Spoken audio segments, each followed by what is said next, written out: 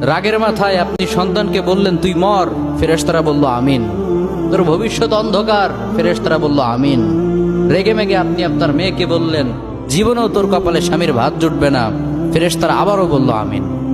আচ্ছা, আপনি না সেই ব্যক্তি যে তার নিজের জীবনের চাইতেও সন্তানকে বেশি ভালোবাসেন? আপনি না সেই ব্যক্তি যে তার সন্তানের জন্য হাসতে হাসতে নিজের জীবনটাও দিয়ে দিতে পারেন? আপনি না সেই ব্যক্তি যে আল্লাহর কাছে নিজের চাইতেও সন্তানের জন্য বেশি দোয়া করে? তাহলে কি করে নিজের হাতে নিজের সন্তানের এত বড় ক্ষতি করতে পারলেন? Doesn't make any sense. Common sense বলতে কিচ্ছু নাই আপনাদের? আপনারা কি জানেন না আপনাদের রাগের মাথায় বদদোয়া করাগুলো ফেরেশতারা আমিন বলে?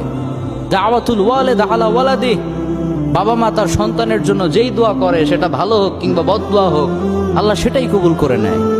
এজন্য খবরদার, নেভার কার্স ইউর চিলড্রেন। রাগের মাথায় কখনো সন্তানকে অভিশাপ করবেন না। খুব বেশি রাগ উঠে গেলে